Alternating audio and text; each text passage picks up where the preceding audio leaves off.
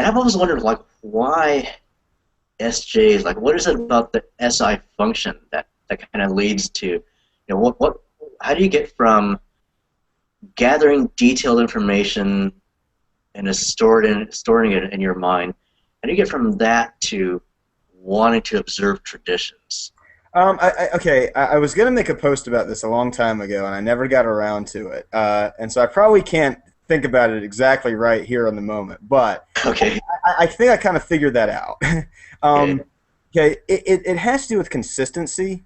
I think I read about recently how SI it's technically subjective in terms of the data that it takes in. That SI, not that it'll block out like things that we don't like, but in general, we're going to internalize the things that are important to us, and those things will stay with us really strongly. And I think once we kind of create what is important to us, we want it to stay that way. We really like consistency. I know for me that is extremely true. I will get so stressed out when there's not consistency with certain things. Like I'm definitely adaptable about a lot of things, but certain things I really just I want to know what's going to happen. I want to know. I want to be able to rely on things. I want to know that certain things are set in place so I feel comfortable. And so I know what's coming so I can prepare the best. And I think that's part of it. I think it's because we do think very sequentially. We use our past to understand the present.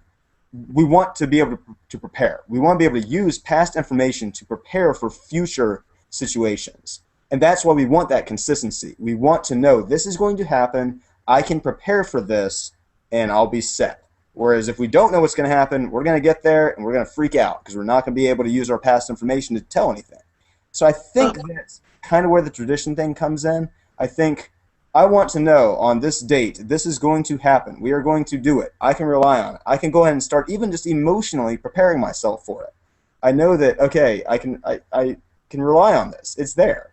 I'm ready for it. I don't know. I don't know how else to say it. I think that's kind of a rough explanation of that connection. Okay, that makes a lot of sense now that you explain it that way.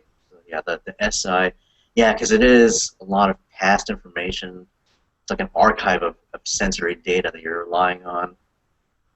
If that's your perceiving, if your perceiving function is internal, yeah, okay, yeah, it's totally making sense now. That Yeah, and I think that's why you can't always see it because we're introverts, but I do think the introverted SJs, I think that's stronger in us than the extroverted SJs. I think the ESJs, they're more like action first and internalize later, I guess. Whereas we're more cautious. We're kind of let's get that structure in place first, and then kind of look at how you can use it. I don't know.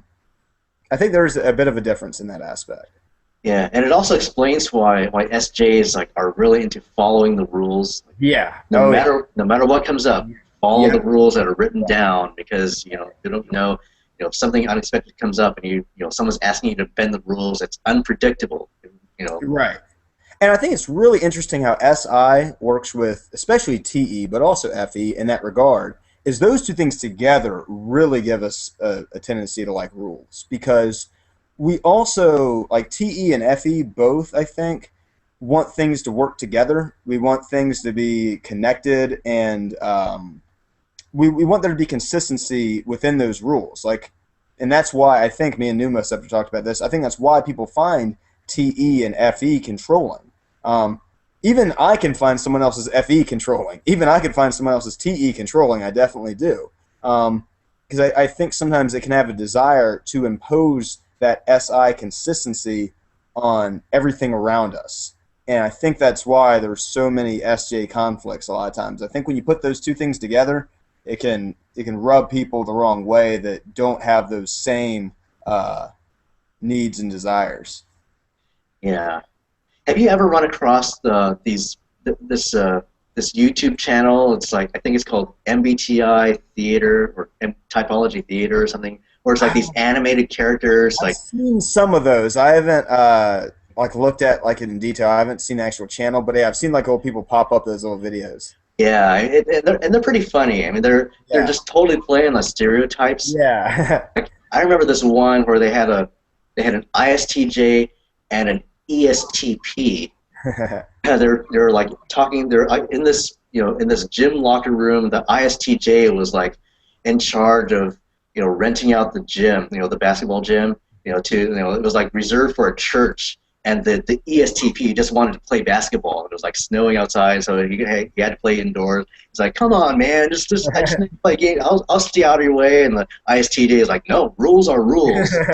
And so, but yeah, but the funny thing is, I can kind of relate to the ISTJ in that regard because Yeah. it's like, well, I know, I know in general rules are written for a reason, um, but at the same time, it's like, I can see that the ISTJ is like just being really anal about the whole situation and Yeah. not being like, whereas for me, if I was placed in the ISTJ's position of like being in charge of letting people use the gym, I would stop to think like, is this going to hurt anybody if I just let this one person Mm.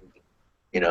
And there may be like, maybe there will be some benefit to, just kind of bending the rules for this one guy. But I would be standing there, while this ESTP guy is like badgering me and putting pressure on me, that I might not be able to make that decision there on the spot, and I would just revert back to, the SJ, the rules are rules position.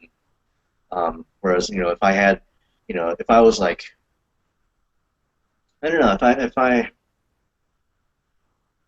Yeah, maybe. I mean, that's kind of one thing that I've never been good at, just kind of making quick decisions on the spot. And I think that's just Yeah. kind of my TI, just kind of Yeah.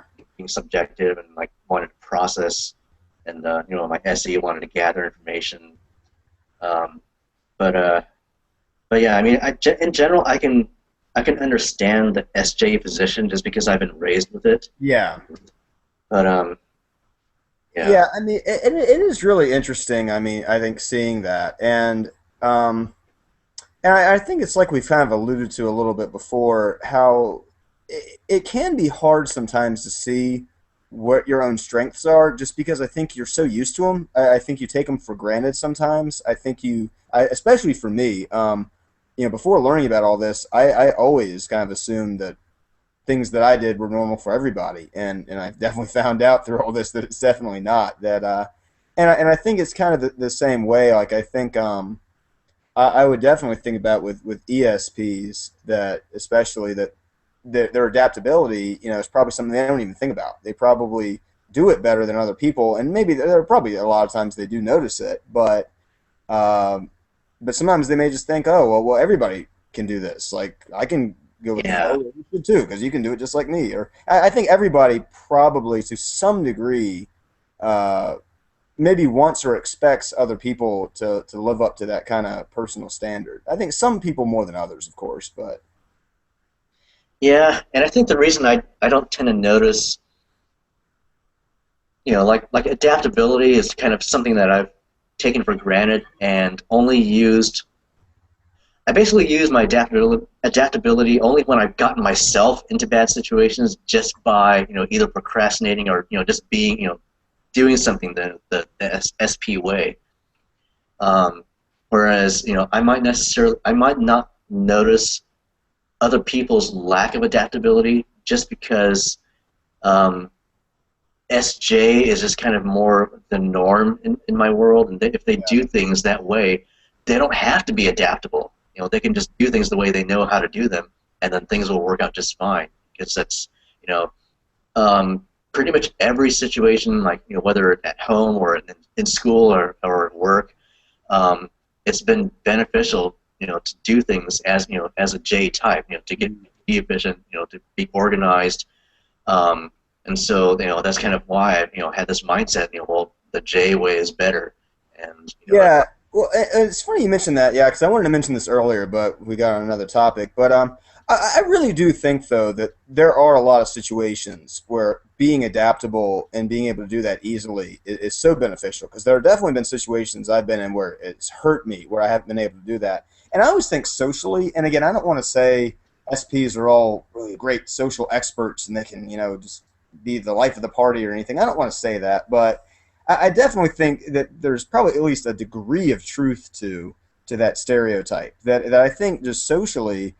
I mean, and extroverts in general are probably like this, but I would imagine, ESPs especially would be really good at doing that in social situations. Like, I'm not socially awkward, but I mentioned in the last video I did with Mnemoceptor that, a lot of times I can be very quiet in social situations and I can be very cautious with what I say, and I'm not overly outgoing with things. I mean, and not that I'm a boring person, but I'm a very calm person, and unless I really get a very close relationship with somebody, I'm not going to be very much out there. I'm not going to be, just throwing things out there and going with the flow. And I know people that are just very social. And I can't call them ESPs or ENPs or anything else necessarily, but I would imagine there would be something about their type that would make it easier for them to do that than me. And definitely there are times where I wish I had more adaptability. There are some times where I've gotten in a situation and I just do the best I can at that moment, but it's hard for me. It's very hard for me to have to adapt on the spot, because there are definitely times that that's true. Mhm. Yeah. Um, and yeah, and like I was saying, there, I just, for me, it's like, it's like kind of the opposite, where I haven't, where the only situations where I've had to adapt are the ones that I've gotten myself into. Um, but but yeah, I mean, realistically thinking about it, yeah, there are situations that were beyond my control, like, when like many years ago, my apartment complex caught on fire while I was away. Oh wow. So like, I came home, expecting it to be like, just a regular Sunday afternoon. Came home, like the whole block was surrounded by fire trucks and police cars and news vans, and Oh man. um, and they were telling me like, I couldn't, nobody could go back into the apartment complex, and so like I didn't know where I was going to spend the night. So but yeah, I mean, I adapted to that situation like, way better than, most of the other residents. And like, everyone else is like freaking out, like, oh no, what am I going to do? I Yeah. lost my home. Oh yeah. But I can totally see that. Yeah. and I actually kind of surprised myself by how well I handled the situation, and just like immediately just went into um, uh, just um, kind of like what to do next. Just kind of like going to this operations, uh, just kind of process the situation, come up with a plan, um, figure out figure out my immediate needs. Where am I going to spend the night? How what am I going to do? But who should I call? Um, and so I guess I think my friends were kind of surprised too, like how well I had Well, yeah. It's funny. That reminds me of how when you described in your chat with Pneumoceptor about how you like to do your road trips, and even though I do like doing things like that, I definitely thought I am much more planned out when I do it. Like, it would bother me to no end to not know where am I going to stay this night. I have to get the hotel reservation in advance. I have to. I like to do those things, but I like to plan them out, and now I like to kind of make it a thing that I'm going to go out and do. I definitely noticed you were much more adaptable than I was in that regard. But that's for me. It's something. It was something that was kind of learned. Like when I first started traveling on my own, I had to plan everything just because I didn't know, what would happen otherwise.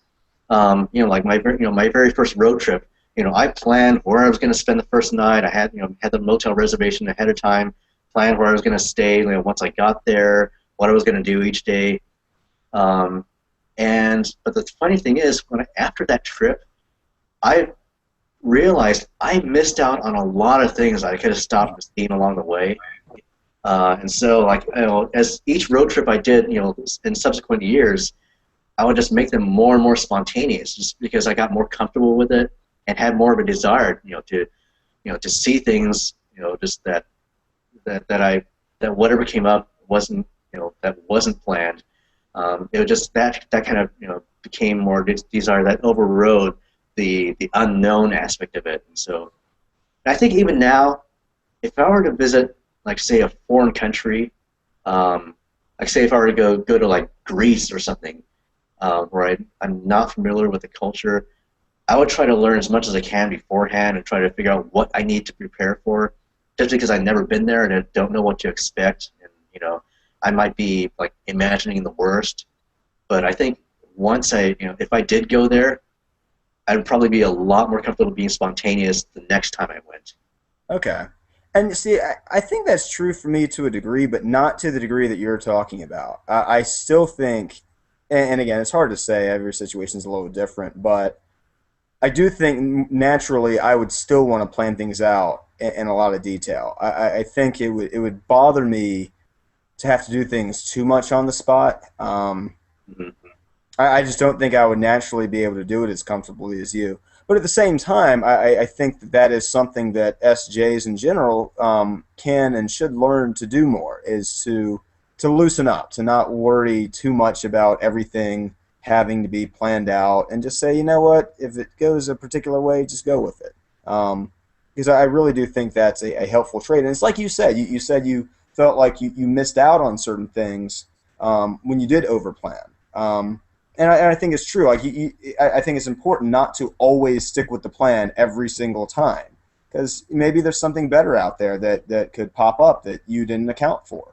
And I do think that's something that is very important in terms of adaptability.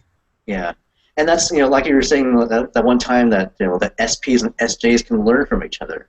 And I think that's something that a lot of people don't see, especially on forums like Personality Cafe. It's always like the SJ versus the SP or the NT versus the NF, and people just don't realize we all need to learn from each other's types. And we're all there's a reason why we're all gifted on all these Right. personality Exactly. types. It's not to pit us against each other. It's so that we can all work together. Like, Yeah, and it's a funny conversation. Like I don't want to say that SJs are worse at that than the other temperaments, but I do think I've read about, and I mentioned this in my other chat, is that I think SI does make it harder for us to see the differences in people. Like for me, before learning about type, I think I had a really hard time understanding that others were just naturally different than me in certain ways. And I always used to assume that the whole thing was environmental. I used to think that personality and how you were was all nurture and no nature. And that I think has been the most enlightening thing about this to me, is just because I used to like blame people if they did things I disagreed with. I used to just say, you know what, because that's the way they were raised and that's the way that uh, they learned, and they should unlearn that, and that they're wrong and they should be like me. I really truly felt that way about a lot of things, and I think learning about the types has helped me a lot, because it's really helped me understand, no, other people are just very naturally different than me, and a lot of times I misinterpret what they do because they have very different needs than I do, and they have very different mentalities that serve them very well, and that I've definitely had to learn and realize that it's okay for me to be me and for them to be them, and that there are things they do that would make my life better, and I should look at that and see, okay, well, what can I do differently that might help? So I think it is interesting. yeah, and then, I've heard that too. That SJs, especially ESJs, Mm.